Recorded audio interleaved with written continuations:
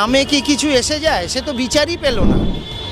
নামে কিছু এসে যায় না, এগুলো মূল লক্ষ্য থেকে ঘুরিয়ে দেওয়া। কাউকে কখনো কোনো কিছুর নামকরণের মাধ্যম দিয়ে বাঁচিয়ে রাখতে পারি না। সে বেঁচে থাকে আমাদের চেতনার মধ্যে থেকে, আমাদের ভাবনা চিন্তার মধ্যে থেকে। কোনো নাম দিয়ে যদি একটা আন্দোলন বা সেটাকে মনে রাখবে আগামী প্রজন্ম, এরকম যদি মনে হয়, আমি ব্যক্তিগতভাবে সেটাকে ফিল করি না। নামকরণ দিয়ে যদি আন্দোলনের তীব্রতা বাড়ে, যদি আমাদের সাধারণ মানুষের মধ্যে আরও সচেতনতা গড়ে তোলা যায় এর বিরুদ্ধে, তাহলে তো নিশ্চয়ই দরকার আছে। এটা ধর্মতলার একটি অতি পরিচিত জায়গা ডরিনা ক্রসিং। মিটিং, মিছিল, ধর্নার পাশাপাশি জনবহুল একটি এলাকা, এবং সেই ডরিনা ক্রসিংয়ের এবার নাম পরিবর্তনের দাবি উঠছে নাম পরিবর্তিত হয়ে যেন অভয়া ক্রসিং রাখা হয়। তবে এই দাবিকে কলকাতাবাসী কতটা সমর্থন করছেন, চলুন তাদের কাছ থেকে জেনে নেব। এবার আমি ব্যক্তিগতভাবে বলবো, আমি একটু অতীতপন্থী মানুষ। বিষয়বস্তু তার নির্দিষ্ট গভীরতায় থাকবে, অভয়ার বিষয়টার প্রতি সমর্থন যে কোনো সাধারণ নাগরিকের আছে, কিন্তু তার জন্য জায়গার নাম পরিবর্তন হওয়াটা যুক্তিসঙ্গত কিনা এই বিষয়ে আমার না খুব ভাবনা চিন্তা সেভাবে আমি করিনি অ্যাকচুয়ালি। তো এটাকে আমি নামকরণ করলাম, মানুষটাকে বাঁচিয়ে রাখবো, একদমই আলাদা জিনিস। আমি কাউকে কখনো কোনো কিছুর নামকরণের মাধ্যম দিয়ে বাঁচিয়ে রাখতে পারি না। সে বেঁচে থাকে আমাদের চেতনার মধ্যে থেকে, আমাদের ভাবনা চিন্তার মধ্যে থেকে। তাকে উপলব্ধি করতে পেরেছি কিনা, আমি রাস্তায় দাঁড়িয়ে সেটার প্রতিবাদ করলাম, রাতের পর রাত জাগলাম, এটাতে আমার স্ট্যামিনা প্রমাণ হয়। আমি বিষয়টার প্রতি কতটা গভীর সেটা কি খুব প্রমাণ করা যায় এটা বোধহয় জানি না। একটা মানুষের এক রকম ব্যাখ্যা হবে, কারণ একটা সময় স্টোনম্যানের কথা আপনি হয়তো শুনেনি, পেপারে পড়ে থাকবেন, সেটাও হারিয়ে গেছিলো, তারও তো কোনো যৌক্তিকতা ছিল থাকবে। আরও এমন অনেক ঘটনা আছে, আমি ওটাকে এটার সঙ্গে মিলাচ্ছি না, সম্পূর্ণ ব্যাপারটাই আলাদা।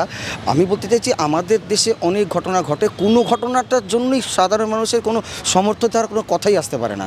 সবকটা অপরাধকে অপরাধের জায়গায় বিচার করার দায়িত্ব দিতে হবে। তাকে নিয়ে সাধারণ মানুষ যদি মনে করে আমি সাধারণ মানুষের জীবনের যে চলা বলা তৈরি হয় জায়গাগুলোকে আমরা প্রতিবন্ধকতা তৈরি করব, সেটা খুব বেশি দিন সে সমর্থনটা পাওয়া যায় বলতে আমার অন্তত মনে হয় না। এই আন্দোলনের যে তীব্রতা, সেটা তো অস্বীকার করা যায় না।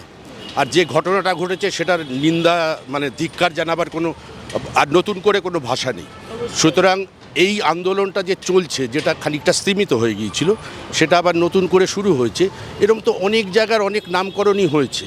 তো একটা যদি মহৎ উদ্দেশ্যে ভালো কাজের জন্য কোনো একটা অন্যায়ের বিরুদ্ধে প্রতিবাদ জানাবার জন্য একটা জায়গাকে যদি আমরা ইয়ারমার্ক করি যে এই জায়গাটা এই নামে চিহ্নিত হবে, এবং এটা তো অস্বীকার করার উপায় নেই যে অভয়া একটা সত্যি এখন একটা সমস্যা। অভয়া যে কাণ্ডটা ঘটেছে সেটা অত্যন্ত নিন্দনীয়, সবাই স্বীকার করবে এটা। হ্যাঁ, তো সুতরাং নামকরণ দিয়ে যদি আন্দোলনের তীব্রতা বাড়ে, যদি আমাদের সাধারণ মানুষের মধ্যে আরও সচেতনতা গড়ে তোলা যায় এর বিরুদ্ধে, তাহলে তো নিশ্চয়ই দরকার আছে। এটা না করা, সাপোর্ট না করার কোনো কারণ আমি দেখছি না।